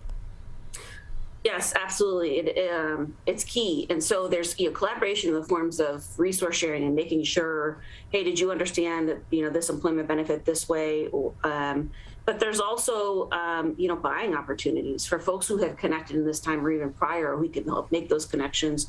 For very small businesses, there's opportunity to co-market, to co-buy, right? If you're a small bakery, perhaps you're not able to afford pallets of sugar on your own, but if you're coming together with other small business owners, suddenly you have the opportunity to achieve economies of scale and price better your products and attain profitability or better profitability. We're joined by Amy Renscher. She is the Managing Director of Entrepreneurial Programs and Services at Techtown Detroit with us today on the Megacast. Learn more at techtowndetroit.org. Amy, at this moment in time, or just really in general, what businesses or which entrepreneurs should be pursuing your services, your organization's services, and really when is the time that they should begin pursuing those additional assistances and help?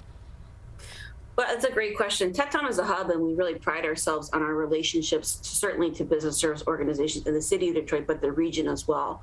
We are a well-established organization, and so I talked about these opportunities for free consultation, the Techtown strategy sessions, for example. These are opportunities to meet with members of our team help strategize, navigate not only our resources, but broader resources in the Southeast Michigan entrepreneurial ecosystem. We have a very rich and robust ecosystem here that helps, launch and grow tech startups and small businesses alike. And so one of the things that I just want to impress is that, if you're looking for somewhere to start, TechTown is a place to start as well. And if we don't have the right resources for you, again, we pride ourselves on being great partners in the region and help connecting you to partners like the Macomo U Accelerator, resources at Lawrence Tech, for example, our peers at the SBDC. So we are a hub and a resource to all, certainly. We're joined by Amy Rencher, TechTown Detroit's Managing Director of Entrepreneurial Programs and Services, with us on the Megacast. Amy, just a few more minutes with you today before we'll say goodbye. For those that may be interested, have an idea that they've begun some entrepreneurial effort toward, have a small business that they would like to really catapult into the next step in its development, where is TechTown Detroit located, and how can people first pursue the services of this nonprofit? Absolutely. TechTown is located in Detroit's New Center neighborhood. We're just outside of sort of the greater downtown area.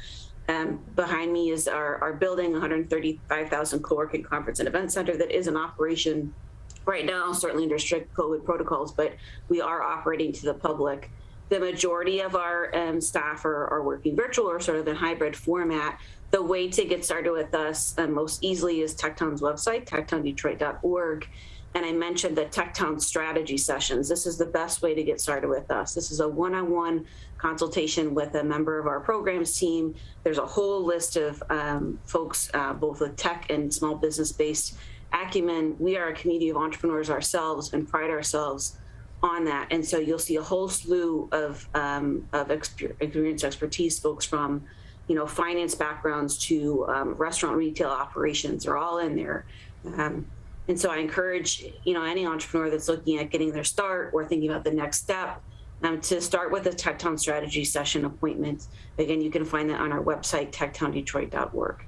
Amy, we appreciate having you on with us. Just another minute or so before we'll say goodbye. Is there anything else that would be interesting or important for people to know about TechTown Detroit or your nonprofit's services at this time?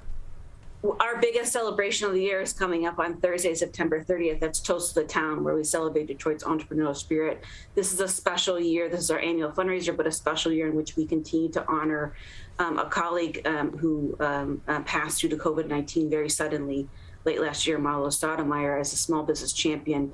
This year, the Marlo Stoudemire Small Business Champion Award will be awarded to Carla Walker Miller of Walker Miller Energy Services, whom is a tremendous advocate for entrepreneurs in the region and a stalwart champion of our organization. We're also offering a People's Choice Award. It's a really fun time. It's virtual this year. It's 4 to 5 p.m. on Thursday, September 30th. But I encourage you for the opportunity to honor Marlo Stoudemire's legacy, Carla Walker Miller in her stewardship of entrepreneurship in the region, and a number of our other clients. I encourage you to take part. Well, Amy, we appreciate it. Thank you for being with us. Take care. Motorcyclists are hard to see. To keep everyone safer, it's important to always look for them and know where most crashes occur. 84% of motorcycle and vehicle crashes happen on streets, not highways. And most crashes with motorcyclists occur when vehicle drivers are turning left. So before turning, especially to the left, make sure you look for motorcyclists. Then look again. It could save a life.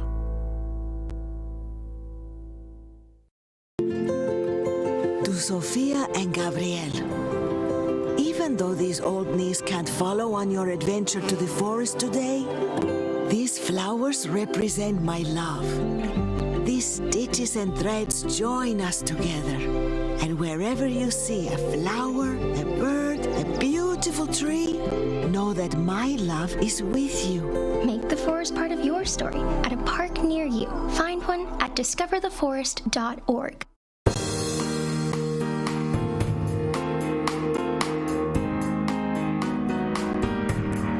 Welcome back to the Megacast. I'm Tyler Keefe, alongside our studio producer and board operator Calvin Brown, here in our studios in West Bloomfield Township, where we broadcast live 10 a.m. to 12 noon, Monday through Friday on this, the Megacast all throughout the state of Michigan on a number of different outlets. Find out where we are on each of those outlets and learn more about their regular programming by going to our website at civiccentertv.com/megacast. And if you missed any of our interviews today, you've missed all of our live show up to this point, you can tune into all of that on demand on your time, also at civiccentertv.com/megacast anytime throughout the day. We usually have all of this stuff posted by about mid-afternoon, and we'll do that again today. And we're pleased to be joined once again by Dr. Jamie Taweel, the internal medicine specialist over at Grand River Medical Associates, back with us on the Megacast. Dr. Taweel, thanks for being with us again today.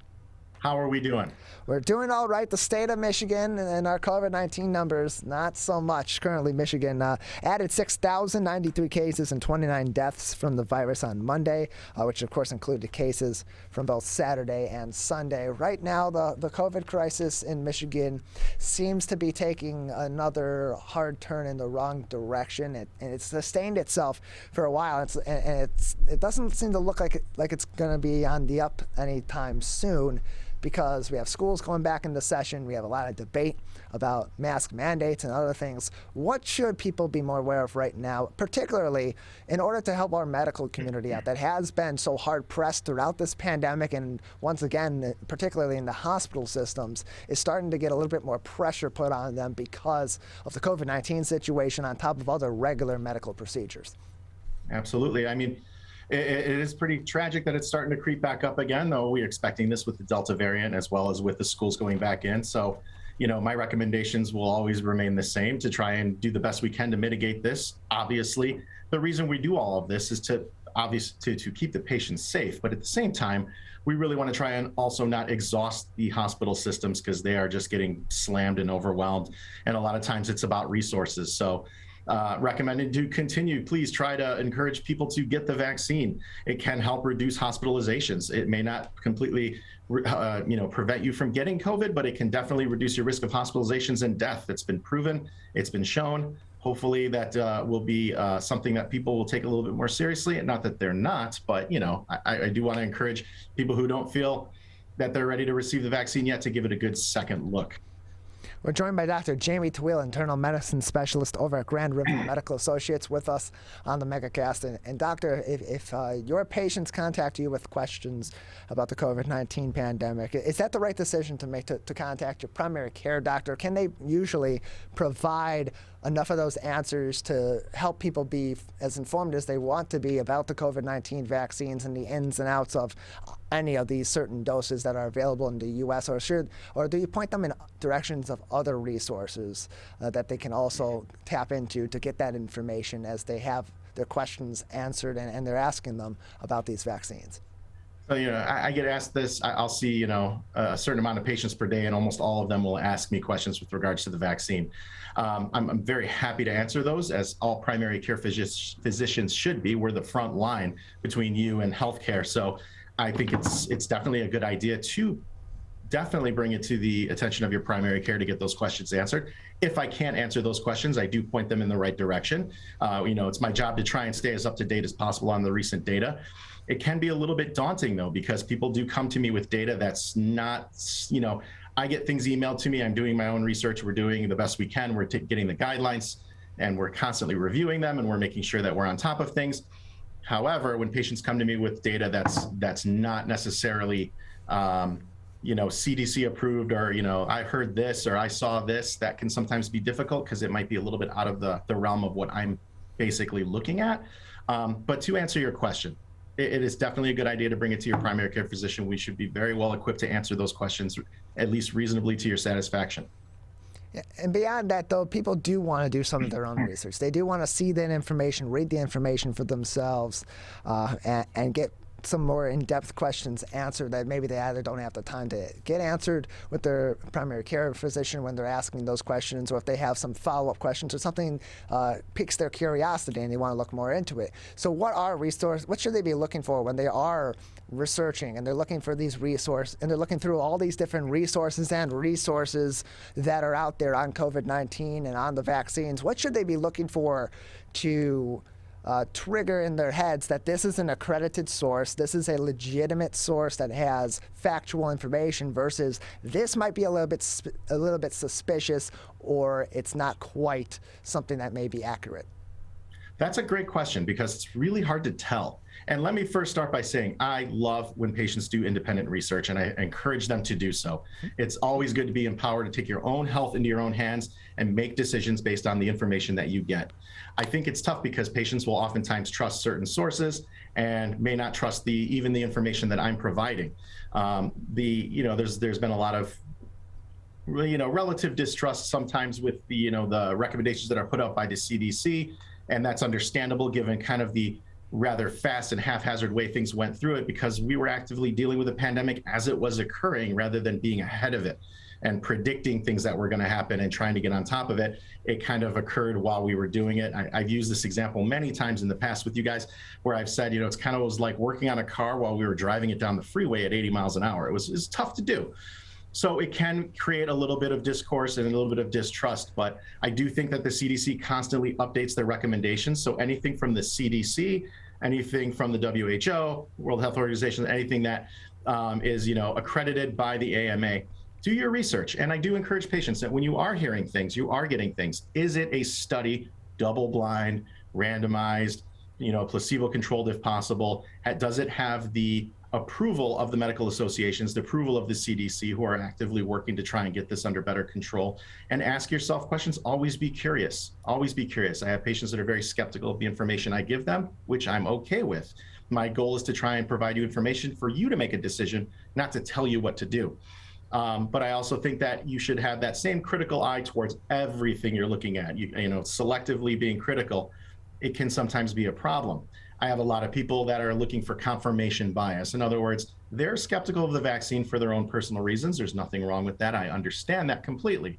However, when you are looking up data, you want to look at just objective data and not just look for the information that sort of makes you feel better about how you're feeling, because that happens quite a bit. And it can sometimes lead to faulty thinking.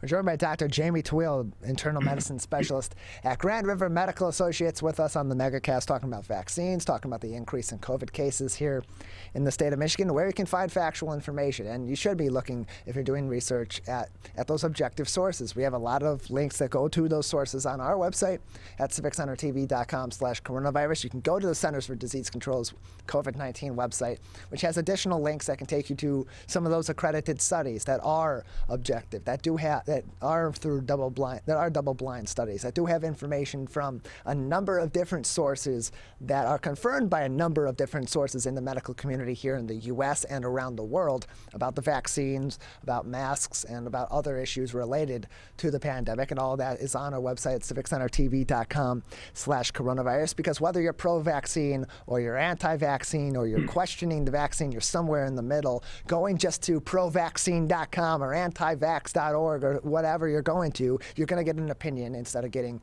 objective medical facts. We're joined by Dr. Taweel from Grand River Medical Associates. And doctor, there's been a lot of debate also on the COVID-19 front against mask wearing, particularly for children. And because so many children under the age of 12 in particular, and really only those 12 and older for the Pfizer vaccine, are either those over the age of 12 or 12 or over for the Pfizer vaccine are eligible to get vaccinated, and every other age group of kids under 12 and those 12 and older with Pfizer, with other vaccines, with Moderna and with Johnson & Johnson, are not eligible. There's been a lot more debate about masks being necessary for kids in school, and there's, of course, a mask mandate that's in place in Oakland County. But there's also been a lot of information out there, misinformation out there about kids don't need to wear masks because their immune systems are adequate enough to be able to fight off COVID-19 without it being a severe case for that. Why is that inaccurate? Why are masks so important for kids going back into school where some are vaccinated, some are not, some teachers are vaccinated, some teachers aren't? Well, it's tough. I have a lot of patients that have anxiety with regards to this, that on both fronts. I have patients that are having a lot of anxiety that their children are forced to wear masks. I also have patients that are having a lot of anxiety that their children are not forced to wear masks. I actually have a couple patients that are school administrators that are kind of feeling the heat from both ends, and I want to speak on their behalf. Please don't get mad at them. They're just doing what they're told. They're trying to do the best that they can. But it can be a lot. I think that masks do help. They definitely will reduce your risk of contracting COVID-19. Are they perfect? Absolutely not. Are they user dependent? Absolutely. In other words, if you're not wearing a mask appropriately, it's not going to work. That's just the facts. I do encourage people to try and wear a mask because it can reduce the risk of COVID-19 transmission. Yes, children have better immune systems and are better able to tolerate COVID. However, they also can get it and pass it on to their parents, which can then create a bigger spread. As we are seeing, we're getting spikes in COVID cases, schools back in session, people are starting to mingle a little bit more and things are starting to become a little bit more harried. So I would definitely encourage mask wearing. And I'll say this, it's not going to be, there's studies out there that show that masks are not as effective as they were said to have been. And then there's studies that show that they are effective. My recommendation is that even if it lowers your risk by 1% of getting something you don't want, a lot of people are like, well, I'll get it and it'll be fine. My immune system will handle it. It's kind of dicey. It affects people differently. Some people get COVID and they just get a sniffle. Other people get COVID and unfortunately are no longer with us. We don't want to have that risk. Why would you take that gamble? If I told you had a 1%, even a 1% less chance of getting, struck by lightning if you did one thing, then you might be a little bit more receptive to doing that one thing. So I think anything you could do to try and reduce the risk, even if by a little bit, definitely something that needs to be done. So I encourage them to wear masks. I think that the masks will reduce your risk, won't make it zero, but it will improve things significantly. So go from there and please use, judicious thought, objective thought.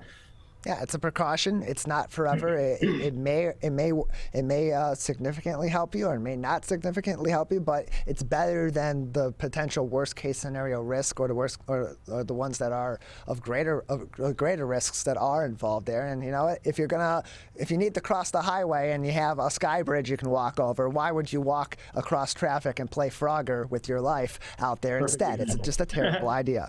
We're joined by Dr. Jamie Taweel. He is the internal medicine specialist over at Grand River Medical Associates with us on the Megacast. We got about 10 minutes left today, and we had a report that came through recently, an update actually from our friends over at Fox 2 Detroit, where one of our great local journalists, an excellent reporter, Erica Erickson, shared the medical reason why she has not been on the air over there much of the last year and change. She said she is suffering from cervicogenic headaches, a common and recurrent form of headache which starts in the neck and can cause unilateral pain. And a quote from Fox 2's Erica Erickson, she said, quote, I fear I'm beginning to forget what it's like not to be in some sort of pain. She wrote in an update on her social media on Monday, said, continuing on saying, I've about had it with this burning, and I can't seem to get comfortable no matter what I do, and closed quote. So for those that have heard these reports, that watch Fox 2 or watch all of our local media outlets, as they should be mixing and mingling with different news outlets in the local area to get a full scope of journalism in the local community, and they heard about this story, but they're not medical experts. They haven't done their research, or they have done some research on it and are confused. In layman's terms, for the general public, what is cervicogenic headaches, and what does someone that's experiencing those go through? Okay, big question. So cervicogenic headaches are basically headaches that are caused by things that are going on in the neck. So how it works is you have a set of nerves that exit the base of your skull, right? If you reach back behind your head, at the base of your skull, there's a big group of muscles that kind of split out from the center and go towards both sides and help you turn your head, maintain your head posture, etc. And in between those nerves in between those muscles comes something called the greater occipital nerve and the lesser occipital nerve. Greater occipital nerve comes from behind the neck. It goes all the way around the top of your head, and it stops roughly about an inch or two above your eye. And you have one on both sides. The lesser kind of goes a little bit more lateral around the side of the head. And for whatever reason, something sitting on that nerve will basically cause significant amounts of pain. That nerve basically innervates the skin to the scalp as well as your head, and it can feel like someone's putting an ice pick in your eyeball on that one side if it's happening on one side, or both. This can happen from your cervical spine if you have a disc out. It can happen if you have arthritis in your cervical spine. It can happen if you're just a classic tension type thing where the muscles are so tensed up that they're actually squeezing that nerve and causing that discomfort on one side of the head or the other. And it can be pretty debilitating. I mean, I remember studying in medical school, hunched over a desk, looking down, really tightening those muscles up and getting that type of pain. And it can be pretty dramatic. So the treatment for that can be sometimes over-the-counter medications, sometimes therapy. little bit of more detailed imaging to see exactly where the problem may lie. Some people can receive Botox injections to loosen up those muscles in the back of the neck to give some relief. And some people might need cervical surgery. Or, in Erica's case, from what I've gathered, was she was actually getting surgery to try and alleviate that by getting the nerve itself addressed, which is also a great way to fix it. But that is a pretty dramatic thing, and that burning type pain can persist and just be pretty debilitating because everything you do, it's just marred by that. You know what I mean? Yeah, and there's a few more minutes with you, Dr. Taweel from Grand River Medical Associates with us today on the Megacast. In cases like Erica's with her cervicogenic headaches and other cases of chronic pain can be really tough to narrow down exactly what the source is and then develop a treatment for it. How much of a frustration can that process be, both for medical officials and those that are suffering? And what are some of the ways that medical doctors, like medical doctors, and that those that are primary care providers for these patients, how do they go about narrowing down and starting to treat the source of these chronic pain incidents? Oh, that in and of itself is a huge, tough question, because first and foremost, anyone that's in chronic pain, the only thing you want to do is no longer be in it. And to sit there and go through the process of trying to determine what the cause is can be pretty dramatic. The cervical pain that Erica's dealing with is kind of like someone that has a slip disc and is getting that pain down their leg. It's just on the opposite side of you. It's up top. So that burning pain is happening up top, and it can be pretty dramatic.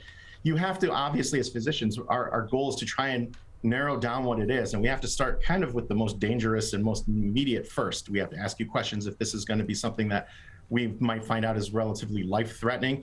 Chest pain, first things first, we're going to make sure it's not a cardiac issue. So as we start to narrow that down, it takes its toll on patients because it does take a little bit of time. We don't get immediate answers. People will go to the ER, and sometimes the ER may try to determine if it's something that's going to be really life-threatening and then try to get you a little bit better treated, and then to your doctor, which also delays things. And anyone that's in pain over long periods of time starts to have a lot of issues. I mean, their anxiety levels go up. It really kind of gets in the way of other things that they're doing. It can really affect their mood. It can affect their stress levels. Their hormones can be a little bit off balance just because of the chronic stress, the chronic pain that they're in. It can be pretty dramatic over a period of time. Blood pressure goes up, all of that. So the goal is to try and get that narrowed down as soon as possible. And if it ends up being an issue that we can't necessarily find or treat, then we got to get you over to pain management, where they can start to look at other ways to try and deal with things, either by addressing the pain itself through nerves.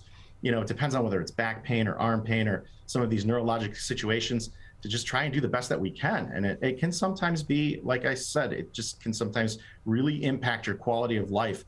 And it is extremely frustrating to not be able to do the things that you want to do. And you were doing them just fine recently before this pain occurs. And now all of a sudden, this is all you think about. It's a pretty big cross to bear. We're joined by Dr. Jamie Taweel, the internal medicine specialist over at Grand River Medical Associates. Dr. Taweel, another minute with you before we say goodbye today. Is there anything else right now that would be important for our audience to know or to be thinking about as we go forward with the COVID-19 pandemic, or generally on the medical front? Just do the best you can, try to maintain all of the precautions. Please get vaccinated. I'm always going to recommend it. I'm not going to push or bully patients, but I will always recommend that you get it.